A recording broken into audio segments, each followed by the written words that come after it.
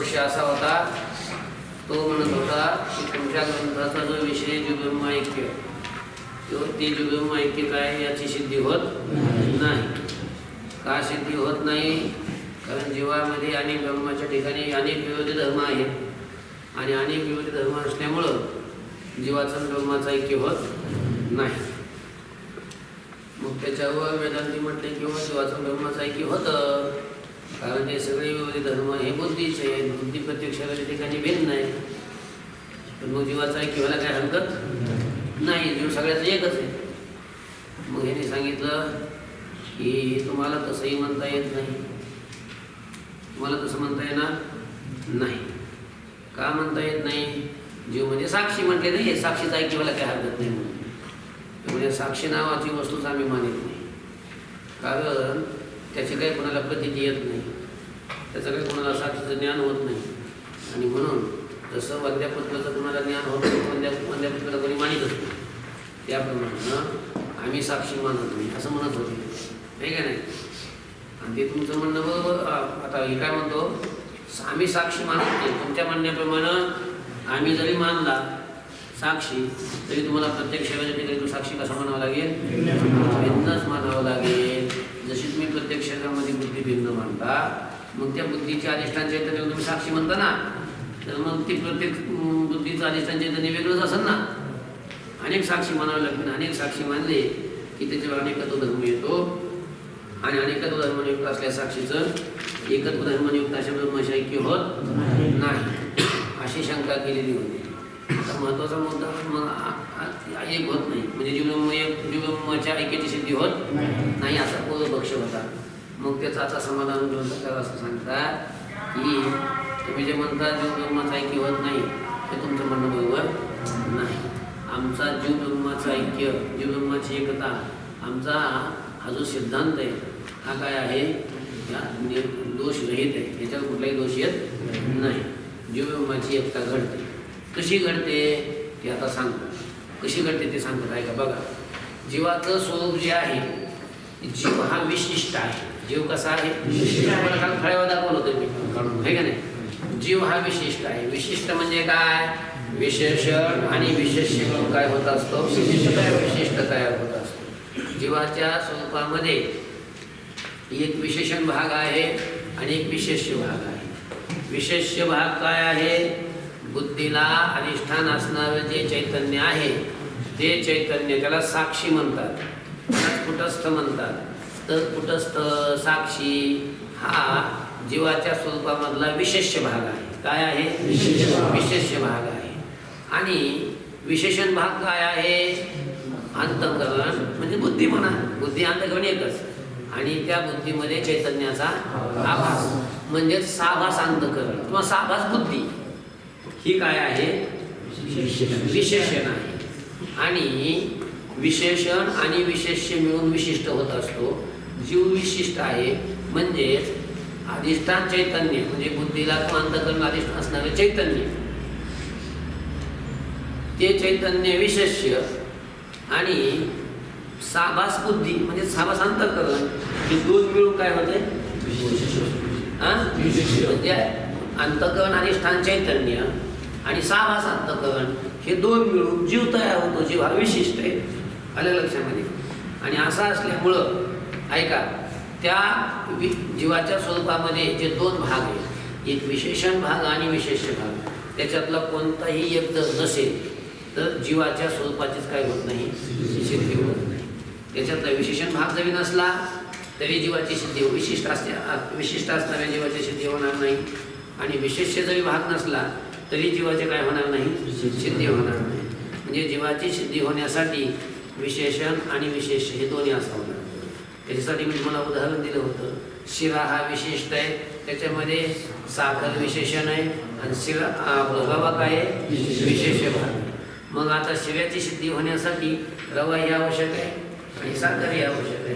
साखर असली, रवा नसेल तरी शिरा सिद्ध होत नाही, आणि रवा असेल साखर नसली तरी शिरा काय होत नाही?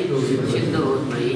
म्हणजे शिऱ्याची सिद्धी होण्यासाठी विशेषण अशी जी साखर ती आवश्यक आहे आणि विशेष असा जो हवा तो पण काय आवश्यक आहे. लक्षात आलं का?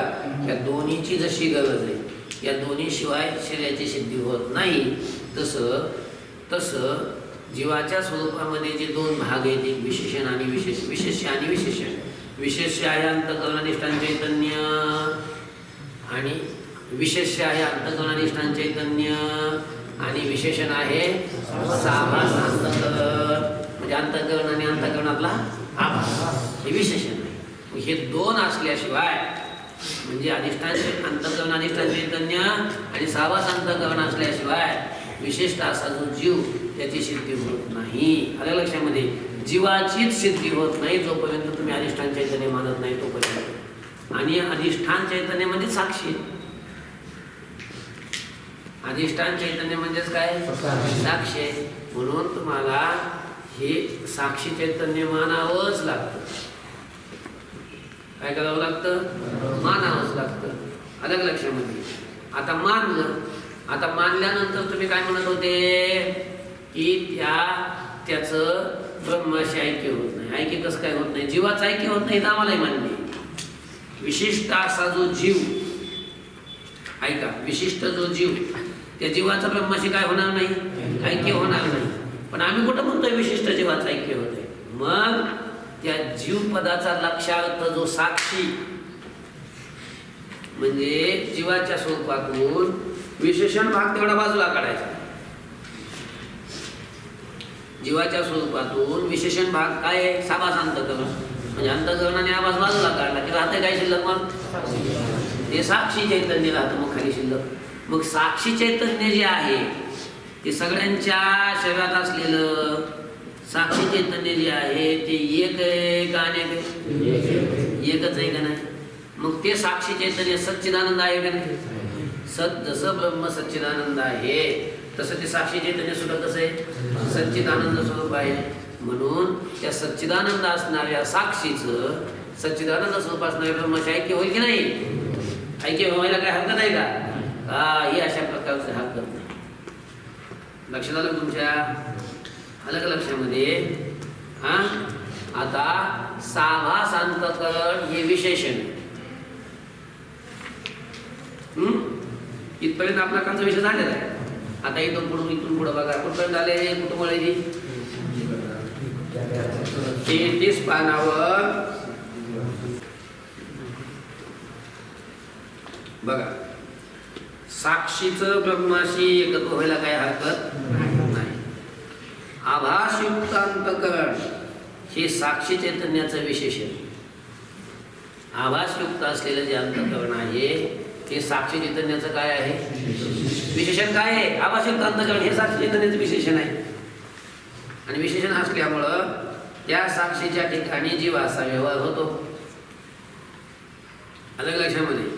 आणि तेच साभास अंतःकरण उपाधी असेल तर अधिष्ठान चैतन्याला साक्षी अशी संज्ञा येते. ओळख पटण्याकरता जो संकेत केलेला असतो त्याला संज्ञा असं म्हणतात. संज्ञा म्हणजे काय? ओळख पटण्याकरता जो संकेत केलेला असतो त्याला काय म्हणतात? संज्ञा. अलग लक्षात. आता इकडे बघा. साभास अंतःकरण आहे ना, हे चैतन्याचं विशेषण पण आणि उपाधी पण. पण ज्या वेळेला ते अंतःकरण विशेषण असतं त्यावेळेला त्या चैतन्याला जीव म्हणतात. आणि ज्या वेळेला ते अंतःकरण साभास अंतःकरण चैतन्याचं उपाधी बनतं त्यावेळेला त्या चैतन्याला साक्षी म्हणतात. साक्षी म्हणजे चैतन्य एकच आहे, त्या चैतन्याला ही दोन नावं येतात. जीव नाव त्यालाच येतं आणि साक्षी हे नाव पण त्यालाच येतं. नाव म्हणजे संज्ञा. साक्षी ही संज्ञा त्या चैतन्यालाच येते आणि जीव ही नाव ही संज्ञा सुद्धा त्या चैतन्याला येते. फळा घेऊन तर सांगतो तुम्हाला.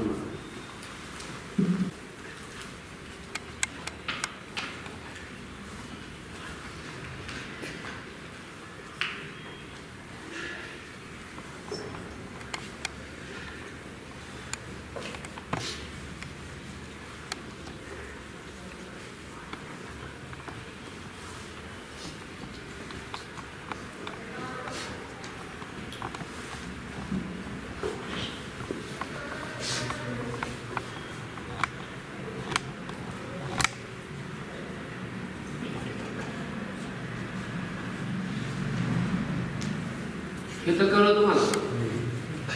ते अंतःकरण अधिष्ठान चैतन्य हे काय आहे? हे विशेष.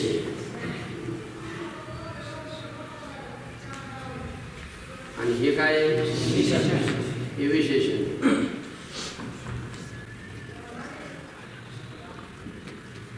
हा काय? विशिष्ट असा जीव आहे. आलं लक्षामध्ये? तो जीव आहे. आता हे विशेष. आता एक लक्षात घ्या, हे साभास अंतःकरण जे नाही, साभास अंतःकरण हा हे या चैतन्याचं विशेष आहे. विशेष आहे. काय आहे? विशेष आहे. आता थोडं ध्यान द्या. हे बघा कसं आहे.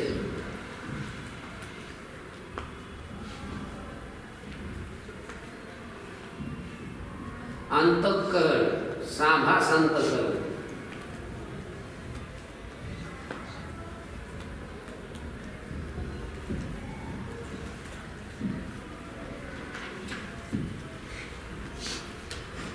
हे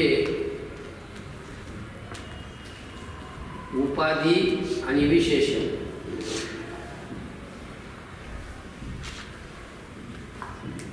आणि उपाधी दोन्ही प्रकारचे. कसं ते सांगतो तुम्हाला.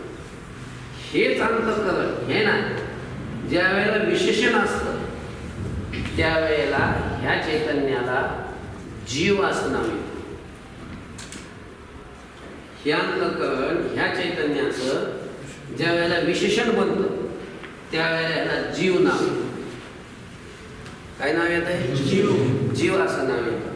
आणि हेच अंतःकरण, साभास अंतःकरण ज्या वेळेला ह्या चैतन्याचं विशेषण न बनता ते जर उपाधी बनलं. काय बनलं? उपाधी बनलं. तर मग ह्या चैतन्याला जे नाव येतं, ऐका, हे या चैतन्याला जे नाव येतं ते काय नाव येतं?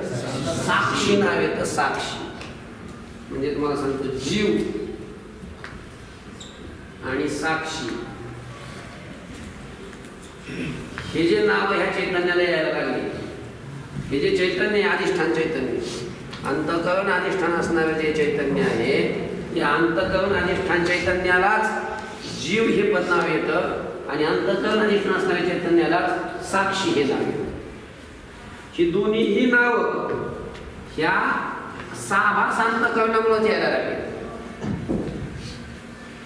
कोणामुळे यायला लागले? वास्तविक ह्याला नाव नाही, गाव नाही, काहीच नाही. हे जे चैतन्य आहे ना, हे जे चैतन्य आहे ना, हे अधिष्ठान चैतन्य. चैतन्याला नाव नाही, गाव नाही, काहीच नाही. पण याला हे दोन जे नाव येतात, जीव हे नाव जे येतं, संज्ञा म्हणजे नाम, नामाभिधान. लक्षामध्ये ओळख पटण्याकरता केलेला संकेत त्याला काय म्हणतात? संज्ञा म्हणजेच नाव. म्हणजेच काय? नाव. मग ह्या चैतन्याला जीव असं जे नाव येतं, ही संज्ञा येते, ती कशामुळे येते? अंतःकरणामुळे, साभास अंतःकरण. आणि साक्षी ही जी संज्ञा येते चैतन्याला, ती सुद्धा कोणामुळे येते? या साभास अंतःकरणामुळेच येते. अलग लक्षामध्ये. आता हे दोन्ही नाव यायला लागले आणि ते अंतःकरणामुळेच यायला लागले. मग एकाच अंतःकरणामुळे दोन नाव कसे काय यायला लागले? तर ऐका, आता नीट लक्षात घ्या विषय थोडासा. हे अंतःकरण, साभास अंतःकरण ज्या वेळेला ह्या चैतन्याचं विशेषण बनतं, काय बनतं? विशेषण बनलं की या चैतन्याला जीव नाव येते. आणि हेच अंतःकरण जर उपाधी बनलं तर त्याला साक्षी नाव येते. काय नाव येते त्याला? साक्षी नाव येते. काय भानगड आहे विशेषण आणि उपाधी? विशेषण आणि उपाधी ही भानगड काय आहे नेमकं? विशेषण बनलं की त्याला जीव नाव यायला लागलं आणि उपाधी बनलं की त्याला काय नाव यायला लागलं? साक्षी नाव यायला लागलं. म्हणजे भानगड काय आहे? म्हणजे तेच अंतःकरण आहे ना, ते कधी विशेषण बनतं, उपाधी बनतं, म्हणजे काय भानगड काय होती नेमकी? असं शंका येते ना. तर त्याचं उत्तर असं आहे की विशेषण शब्दाचा अर्थ आहे की आपल्या धर्मासह वर्तमान, आपल्या देशामध्ये राहणारं जो पदार्थ आहे त्या पदार्थाचं ज्ञान करून जो देतो त्याला काय म्हणायचं? विशेषण म्हणायचं. आणि आपल्या देशामध्ये राहणारा पदार्थ, आपण जेवढ्या देशामध्ये राहतो तेवढ्या देशामध्ये राहणारा जो पदार्थ त्याचं ज्ञान करून देतो, पण आपले धर्म त्याच्यावर घालीत नाही. असं ज्या वेळेला ते अंतःकरण करतं त्यावेळेला त्याला उपाधी. तो विशेषण आणि उपाधीची व्याख्या दिली बघा जाड अक्षरात. आपल्या धर्माचं वर्तमान जे दुसऱ्याचं ज्ञान करून देतं त्याला काय म्हणतात? विशेषण म्हणतात. आणि आपण वेगळं राहून जे दुसऱ्याचं ज्ञान करून देतं त्याला काय म्हणतात? उपाधी. अगोदर हे विशेषण आणि उपाधी नीट समजून घ्या. ऐका, विशेषण आणि उपाधी नीट समजून घ्यायची. कशी सांगतो तुम्हाला.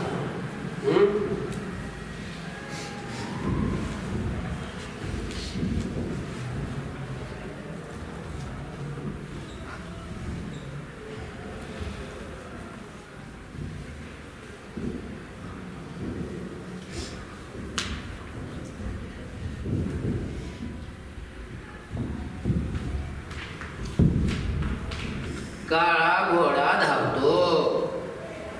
याच्यामध्ये धावतोय ना धावतो?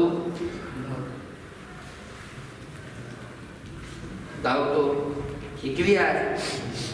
धावण्याची क्रिया क्रिया करणार. क्रिया कोणी केली? घोड्याने केली. लक्षामध्ये. मग घोडा जो आहे ते घोडा कसा आहे? काळा. म्हणजे काळा हे विशेषण आहे आणि घोडा हे त्याचं काय विशेष. आता इथं बघा, हे विशेषण काळा आणि घोडा हे विशेष.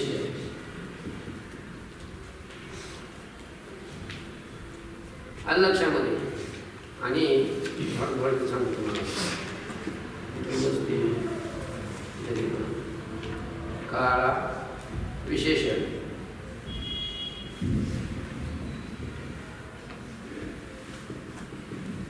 विशेष काय? घोडा. बरोबर काय असते? इथं काय होईल? काळा.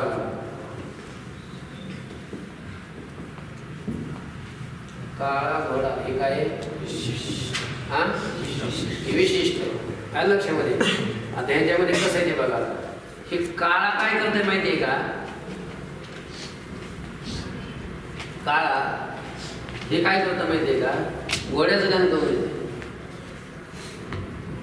कोणाचं ज्ञान करून देते? धावणारा जो आहे तो कोण आहे? घोडा हे ज्ञान करून दिलं. पण तेवढंच नाही दिलं, पण तो काळा हे पण ज्ञान करून दिलं. त्याने काय ज्ञान करून दिलं? काळा हे पण ज्ञान करून दिलं. कारण घोडे तर अनेक आहेत. तांबडा घोडा आहे, पांढरा घोडा आहे, काळा घोडा आहे. तर काळ्याने काय केलं? आपले धर्म पण त्या घोड्यावर घातले आणि आपला धर्म घालून घोडे ज्ञान करून दिले. समजतंय का? आपला धर्म आपला जो आहे तो पण घोड्यावर घातला आणि आपल्या धर्माचं घोडे ज्ञान करून दिलं. कुणी? त्या काळ्या शब्दात. समजलं का? म्हणून काळा हे आहे विशेष. काळा हे काय? विशेषण आहे. विशेषण. आणि घोडा हे त्याचं विशेष्य आहे. लक्षामध्ये. घोड्याचं विशेषण काळा आणि काळा हे विशेषण. हे विशेषण कोणाचं आहे? ज्याचं विशेषण असतं त्याला विशेष म्हणतात. मग विशेष कोण झालं? घोडा झाला. घोडा आणि काळा घोडा हा विशिष्ट. मग या काळा शब्दानं घोड्याचं तर ज्ञान करून दिलं काळ्यानं. लक्षामध्ये. काळा जो आहे तो घोड्याचं ज्ञान करून देतो आणि स्वतःचंही ज्ञान करून देतो. स्वतः सहज घोड्या ज्ञान करून देतो. म्हणून हे झालं विशेषण. म्हणजे थोडक्यात सांगू का, जे विशेषण असतं का नाही, स्वतःच्या धर्मासह तो दुसऱ्याचं ज्ञान करून देत असतो. कोणाचं ज्ञान करून देतो? दुसऱ्याचं ज्ञान करून देतो. त्याला विशेषण म्हणायचं. त्याला काय म्हणायचं? विशेषण म्हणायचं. म्हणजे काळा काय? विशेषण. का बरं? ते स्वतःचं ज्ञान करून देतो, घोड्याचं ज्ञान करून देतो. म्हणून ते काय आहे? विशेषण आहे. आता उपाधी सांगतो तुम्हाला, ऐका. उपाधी काय करत असते? ती उपाधी फक्त दुसऱ्याचं ज्ञान करून देते, आपले धर्म त्याच्यावर घालीत नाही, आपले धर्म त्याच्यावर लादित नाही. जसं तुम्हाला आता उदाहरण दिलं इथंच बघा एक पुस्तकात, काय कर्णशुष्कुली. काय उदाहरण दिले? कर्णशुष्कुली. कर्णशुष्कुली म्हणजे काय? इकडं बघा, ही आपला कान दिसतो का नाही? करंजी असते बघा, करंजी आपण दिवाळीला वगैरे करतो का नाही, खायची करंजी, तसा आकार असते याचा. दिसलं का तुम्हाला? तुम्हाला आहे का? त्याला कान म्हणतो आपण. काय म्हणतो त्याला? कान. त्याला शास्त्राच्या भाषेमध्ये काय म्हणतात? कर्णशुष्कुली. आणि त्या कर्णशुष्कुलीच्या आत अशी पोकळी दिसते तुम्हाला, छिद्र आहे का? अशी मोकळी जागा आहे का? मोकळी जागा, मोकळी जागा. पोकळी म्हणजे आकाश. आकाश, आकाश, आकाश म्हणजे काय? आकाश म्हणजे पोकळी. मग त्या कानात सुद्धा काय आहे? पोकळी. कर्णशुष्कुलीमध्ये काय आहे? पोकळी. त्या पोकळीला म्हणतात श्रोत्र. काय म्हणतात? श्रोत्र इंद्रिय म्हणतात त्याला. काय म्हणतात? श्रोत्रेंद्रिय म्हणतात त्याला शास्त्रामध्ये. म्हणजे न्यायाच्या परिभाषेमध्ये, न्यायशास्त्रकारांच्या परिभाषेमध्ये त्याला श्रोत्रेंद्रिय म्हणतात. त्याला काय म्हणतात? श्रोत्रेंद्रिय म्हणजे पोकळी. श्रोत्रेंद्रिय म्हणजे काय? पोकळी. पोकळी. पण मग कोणती पोकळी? कानाची पोकळी. म्हणजे ही कर्णशुष्कुली. या कर्णशुष्कुलीच्या आत जी पोकळी आहे तेवढ्या पोकळीचं ज्ञान करून देते. कोण? ही कर्णशुष्कुली.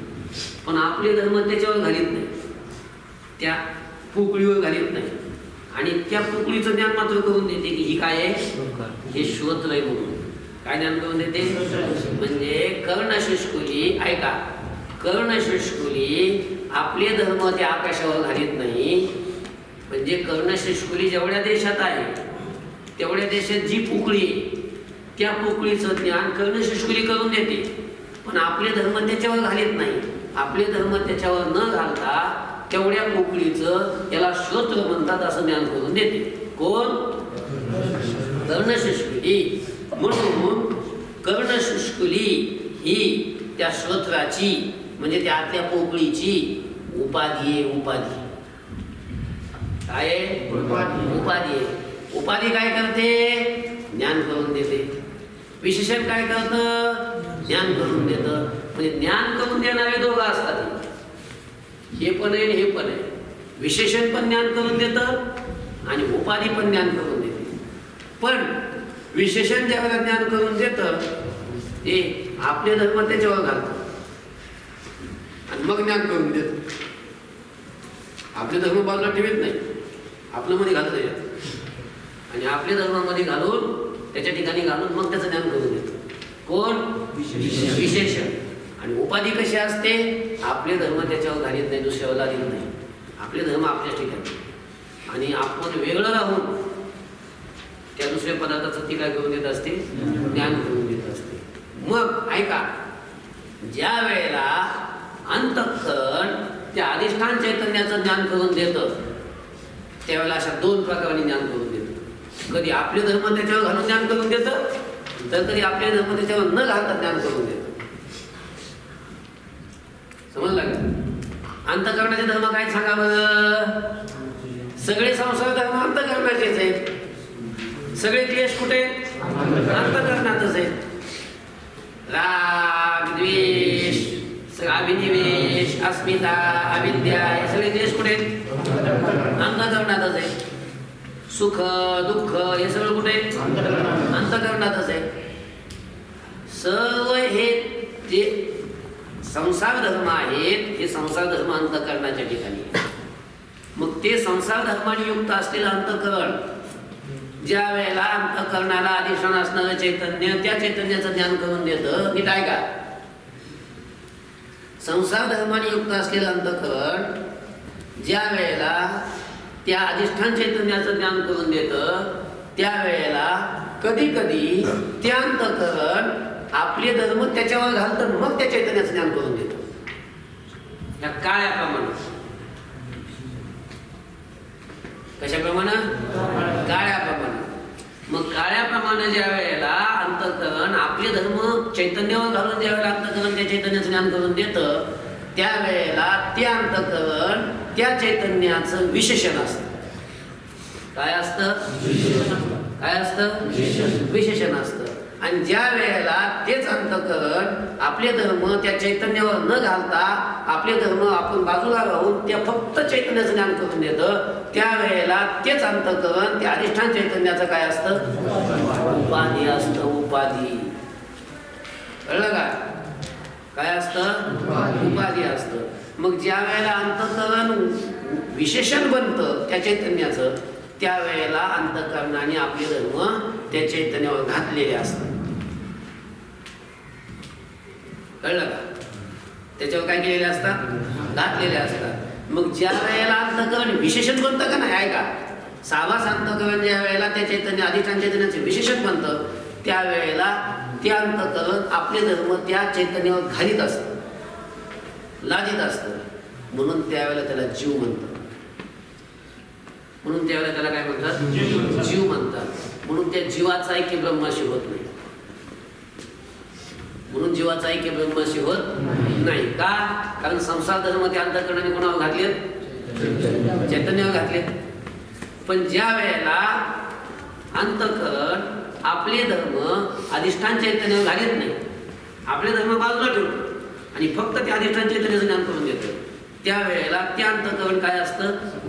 उपाधी असतं. उपाधी. आणि अंतःकरण उपाधी झालं, कुणाचं? अधिष्ठान चैतन्याची उपाधी झाली ना अंतःकरण.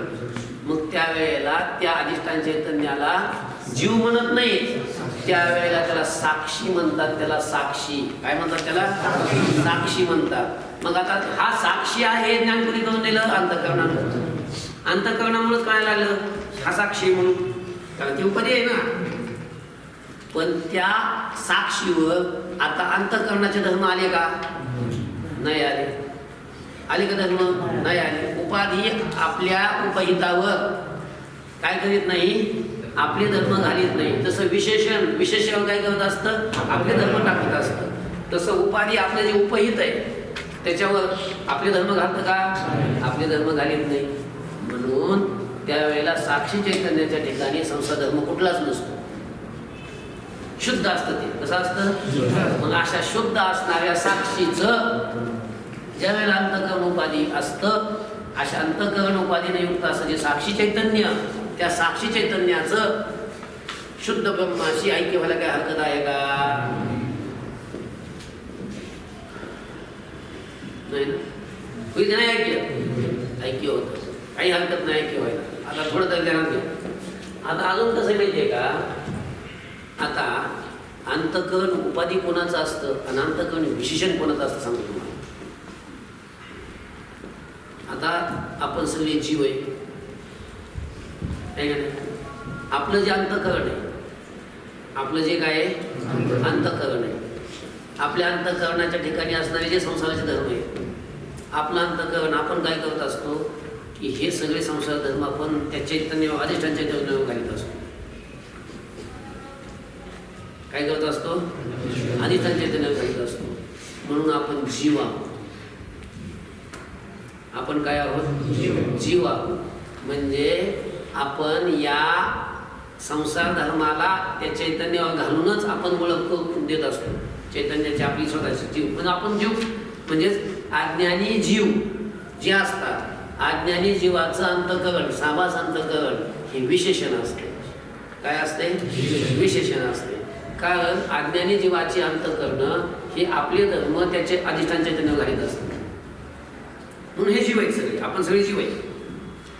म्हणजे मुक्त झालेले त्यांचं अंतःकरण, साभास अंतःकरण, ते अंतःकरणाचे जे धर्म आहेत ते साक्षीवर त्या अधिष्ठान चैतन्यावरती घालीत नाही,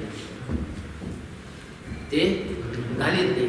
आणि म्हणून ते जीव नसतात, ते काय असतात? साक्षी असतात. साक्षी. ते काय म्हणतात? आपण समजा मी जर तुला विचारलं तुझं नाव काय आहे, तू कोण आहे, काय सांगतो? हा आदिनाथ. आलं लक्षामध्ये? मग आदिनाथ मी आहे म्हणतो. काय म्हणतो? आदिनाथ मी आहे म्हणतो का नाही? मग आदिनाथ मी असं जे म्हणायला लागला, आदिनाथ हे नाव कोणाचं आहे? शरीराचं. आणि तू मी काय म्हणतो आदिनाथ, तू आदिनाथ. म्हणजे शरीराचे जे धर्म, संसाराचे जे धर्म, तेच आपण चैतन्यावर घातले ना.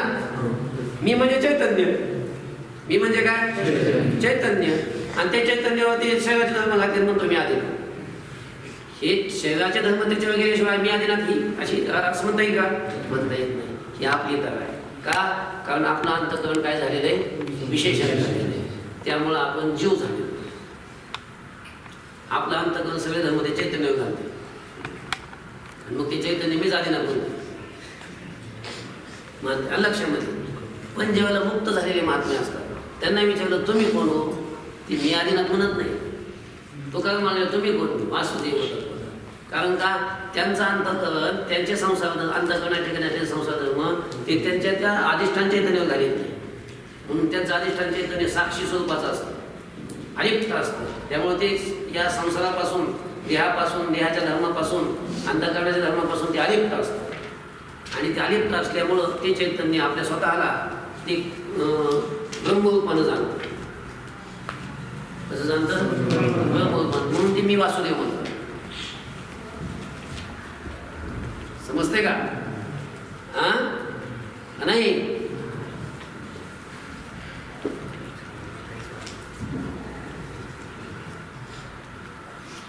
मग विशेषण आणि उपाधी याच्यातला फरक कळला का तुम्हाला? स्वतःचे धर्म ज्या वेळेला दुसऱ्यावर घातले जातात आणि त्या पदार्थाचं ज्ञान करून दिलं जातं त्यावेळेला त्याला काय म्हणत असतात? विशेषण. आणि स्वतःचे धर्म दुसऱ्यावर न घालता दुसऱ्याचं ज्ञान करून देत असतात तिला काय म्हणत असतात? उपाधी म्हणत असतात. मग एकच अंतःकरण, साभास अंतःकरण अधिष्ठान चैतन्याचं ज्या वेळेला विशेषण असतं त्यावेळेला या चैतन्याला काय म्हणतात? जीव म्हणतात. आणि तेच साभास अंतःकरण ज्या वेळेला त्या अधिष्ठान चैतन्याची उपाधी असतं त्यावेळेला त्या चैतन्याला कोणतं नाव येतं? साक्षी नाव येतं का नाही? येतं. मग ज्या वेळेला अंतःकरण विशेषण झाल्यानंतर त्या चैतन्याला ज्या वेळेला जीव नाव येतं, जीव संज्ञा येते, ते जीवाचं ब्रह्मशैक्य होतं का? होत नाही. पण ज्या वेळेला साभास अंतःकरण विशेषण बनलं, आपलं उपाधी बनलं, आणि उपाधी बनल्यानंतर त्या अधिष्ठान चैतन्याला ज्या वेळेला साक्षी संज्ञा येते त्या शुद्ध साक्षीचं ब्रह्मशैक्य होलं काय हरकत आहे का? नाही. आलं का लक्षामध्ये? बघा आता आभासयुक्त अंतःकरण हे साक्षी चैतन्याचं विशेषण असल्यामुळं त्या साक्षीच्या ठिकाणी जीव असा व्यवहार होतो. आणि तेच साभास अंतःकरण उपाधी असेल तर अधिष्ठान चैतन्यास साक्षी अशी संज्ञा येते. कळलं का? हे ओळख पटण्याकरता जो संकेत केलेला असतो त्याला संज्ञा म्हणतात. जीवामध्ये जो चैतन्य भाग आहे ना, जीवामध्ये चैतन्य भाग तो मंद बुद्धी पुरुषांना न समजण्यासारखा जरी असला तरी शास्त्रयुक्तीनं ज्याची सिद्धी होते तो पदार्थ न मानणं हे साहस आहे.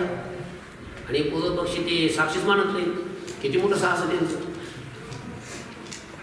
यावरून इतकं सिद्ध झालं की साभास अंतःकरण विशिष्ट चैतन्य जीव आहे आणि त्यात साभास अंतःकरण एवढा भाग विशेषण आहे. विशेष जो चैतन्य भाग त्याला साभास अंतःकरण विशेषण असलं तर जीव म्हणावं, आणि साभास अंतःकरण उपाधी असेल तर त्या चैतन्याला काय म्हणावं? साक्षी म्हणावं. साक्षी. अंतःकरणाच्या ठिकाणी कर्तृत्व, भोक्तृत्व, सुख दुःख इत्यादी संसार धर्म आहेत. मग त्या धर्मासह वर्तमान शुद्ध जो साक्षी त्याचं ज्यावेळी अंतःकरण ज्ञान करून देतं त्यावेळेला अंतःकरणाला विशेषण म्हणावं. कळलं का? आपल्या कर्तृत्व, भोक्तृत्व, सुखदुःख या धर्मासह अंतःकरण ज्या वेळेला शुद्ध साक्षीचं ज्ञान करून देतं त्यावेळेला त्या अंतःकरणाला त्या साक्षीचं काय म्हणतात? विशेषण म्हणतात. विशेषण. आपल्या धर्मासह वर्तमान जे दुसऱ्याचं ज्ञान करून देतं त्याला विशेषण म्हणतात. आणि आपण वेगळं राहून जे दुसऱ्याचं ज्ञान करून देतं त्याला काय म्हणत असतात? उपाधी म्हणत असतात. काळा घोडा आहे या वाक्यामध्ये घोडा हे विशेष आहे आणि काळा हे काय आहे? विशेषण आहे. काळा रंग आपल्यासह वर्तमान घोड्याचं ज्ञान करून देतो का नाही? आपल्यासह घोड्याचं ज्ञान करून देतो. काळा रंग हे घोड्याचं विशेषण आहे घोडा हे विशेष्य आहे व काळा घोडा हे विशिष्ट आहे का नाही? कानाच्या चाफ्यात, कानाचा चाफा म्हणजे करंजीसारखा दिसणारा, याला कर्णशुष्कली म्हणतात. मग त्या कानाच्या चाफ्याचे छिद्र असतं, त्या छिद्रात व्यापक आकाशाचा जेवढा भाग असतो तेवढ्याच आकाश भागाला श्रोत्र म्हणतात. कळलं का? व्यापक जेवढं आकाश आहे त्याला श्रोत्र म्हणत नाही, तेवढ्या व्यापक आकाशाचा जेवढा भाग इथं कानात असतो तेवढ्याच आकाशाला काय म्हणत असतात? श्रोत्र म्हणतात. श्रोत्र म्हणजे श्रोत्र इंद्रिय. या ठिकाणी कानाचा चाफा आपण वेगळं राहून आपल्या छिद्रात असणाऱ्या आकाश भागाचं श्रोत्र असं ज्ञान करून देतो. म्हणून कानाचा चाफा श्रोत्राची काय आहे? उपाधी आहे. आणि श्रोत्र काय आहे? उपहित आहे. विशेषणानं युक्त तो विशिष्ट म्हणावा. विशेषणाने जे युक्त असतं त्याला विशिष्ट म्हणतात, आणि उपाधीनं जे युक्त असतं त्याला काय म्हणतात? उपहित म्हणतात. उपहित. एकच अंतःकरण अधिष्ठान चैतन्याच्या ठिकाणी साक्षी भाव उत्पन्न करतं. बघा, तेच अंतःकरण अधिष्ठानाच्या ठिकाणी साक्षी भाव उत्पन्न करतं. तेच अंतःकरण अधिष्ठानाच्या ठिकाणी जीव भाव निर्माण करतं. काय निर्माण करतं? हा, बघा, एकच अंतःकरण अधिष्ठान चैतन्याच्या ठिकाणी साक्षी भाव उत्पन्न करतं. त्यावेळी उपाधी अंतःकरण असतं, आणि जीव भाव उत्पन्न करतं त्यावेळी विशेषण असतं. अंतःकरण अधिष्ठान चैतन्याच्या ठिकाणी वास्तविक साक्षीत्व नाही व जीवभावही नाही. वास्तविक जे अधिष्ठान चैतन्य आहे ना त्याच्या ठिकाणी साक्षीत्वही नसतं, त्याच्या ठिकाणी जीवत्वही नसतं. त्याच्या ठिकाणी साक्षी भावही नाही आणि जीवभावही नाही. मग साक्षी भाव आणि जीवभाव कोणामुळे यायला लागलाय? अंतःकरणामुळे, उपाधीमुळे आणि विशेषणामुळे. अंतःकरण उपाधी असलं की साक्षी भाव, आणि अंतःकरण विशेषण असलं की त्या चैतन्याला जीवभाव येतो. म्हणजे साक्षी भाव आणि जीवभाव कोणामुळे यायला लागलाय? विशेषण आणि उपाधी म्हणजेच अंतःकरणामुळे. वास्तविक त्याच्या ठिकाणी काय आहे का? काहीच. अज्ञानी जीवाला आत्मस्वरूपाचं मी करता मी भोगता हे असं ज्ञान होतं. त्यावेळी विशेषणाच्या लक्षणाप्रमाणे अंतःकरणाला विशेषण म्हणतात, आणि ज्ञानवानाला म्हणजे मुक्त पुरुषाला आत्म्याचं असंग ब्रह्मरूपाने काय असतं? भान होत असतं. ब्रह्मरूपे करून भान होतं, म्हणून त्याच अंतःकरणाला उपाधी म्हणतात. कळलं का? म्हणजे अज्ञानी जीवाच्या अंतःकरणाला विशेषण म्हणतात, आणि मुक्त पुरुषाच्या अंतःकरणाला काय म्हणत असतात? उपाधी म्हणत असतात. उपाधी. जीवाचा विशेष भाग जो साक्षी, त्याच्या ठिकाणी कोणताही संसार धर्म नाही आहे का? साक्षी ठिकाणी आहे का काही कुठला संसार धर्म? नाही. सर्व संसार धर्म विशेषेंद्रिय अंतःकरण त्याच्या ठिकाणी आहे. विशेष जो साक्षी त्याच्या ठिकाणी क्लेशाधिक मानले तर विवचनाशी विरोध येईल. कळलं का? विशेषाचा जो साक्षी आहे त्याच्या ठिकाणी कुठला आहे का संसार धर्म? कुठला संसार धर्म नाही. त्याच्या ठिकाणी जर संसार धर्म मानले वेदवचनाशी विरोध येतो. कारण वेदामध्ये असं वर्णन केले की जे कुटस्थ आत्मा आहे, साक्षी आहे, त्याच्या ठिकाणी कसलाही संसार धर्म नाही. सर्व वेदवचने साक्षी सर्व क्लेशाहून रहित आहे असं प्रतिपादन करतात. सगळे वेदातले वाक्य हे साक्षी कसा आहे? सर्व क्लेशाहून रहित आहे, म्हणजे क्लेश रहित आहे, त्याच्या ठिकाणी कुठलाच क्लेश नाही असं वर्णन करतात, असं प्रतिपादन करतात. साभास अंतःकरण विशिष्ट जो व्यवहारिक जीव त्याचं ब्रह्माशी एकत्व घडत नाही हे खरं आहे. बघा ऐका, साभास अंतःकरण विशिष्ट, साभास अंतःकरण हे विशेषण, आणि त्यांनी विशिष्ट म्हणजे त्यांनी युक्त असा जो जीव आहे का नाही, जो व्यावहारिक जीव त्याचं ब्रह्माशी एकत्व घडत नाही. घडतं का त्याचं? विशिष्ट जीवाचं ब्रह्माशी एकत्व घडत नाही हे खरं आहे. तथापि तरी सुद्धा जीव ब्रह्मरूप आहे असं जे वेदवाक्य बोलतात, तत्वमसी बोलतात का नाही, अहम ब्रह्मास्मी, हे जे वेदवाक्य जीवाचं ब्रह्माचं ऐक्य सांगतात, हे काय त्या विशिष्ट जीवाचं ऐक्य नाही सांगत. विशिष्ट जीवाचं सांगतात का? नाही. मग जीव ब्रह्मरूप आहे असं म्हणण्यामध्ये जीवपदानं पारमार्थिक जीव, इथं कोणता जीव घ्यायचा? पारमार्थिक जीव. पारमार्थिक जीव म्हणजे साक्षी. पारमार्थिक जीव म्हणजे कोण? साक्षी. म्हणजे जीव पदाचं लक्ष लक्षार्थ जो साक्षी त्याचं ब्रह्माशी एकत्व घडण्याला हरकत नाही. साक्षीचं ऐक्य व्हायला काय हरकत आहे का? नाही, असं तात्पर्य. वास्तविक बुद्धिदेशामध्ये सर्व व्यापक चैतन्याच्या असणाऱ्या भागाला फक्त साक्षी अशी संज्ञा मात्र केली आहे. अलग लक्षामध्ये चैतन्य तर सगळीकडे व्यापकच आहे, पण जेवढा चैतन्याचा भाग बुद्धीला अधिष्ठान आहे, बुद्धिदेशामध्ये आहे, तेवढ्या भागाला चैतन्य भागाला चैतन्य अंशाला काय म्हणतात? साक्षी म्हणतात. साक्षी असं सांगितलेलं आहे. वस्तुतः ते दोन्ही एकच आहे. वस्तुतः काय आहे? व्यापक चैतन्य ब्रह्मचैतन्य आणि तो बुद्धीला अधिष्ठान असणारं चैतन्य काय एकच आहे. परंतु ज्यांना शास्त्र संस्कार नाही त्यांच्या समजुती करता जीव ब्रह्माची एकता विशेषण आणि उपाधी यांचं स्वरूप सांगून काय केलेली आहे? सिद्ध केलेली आहे. कळलं का?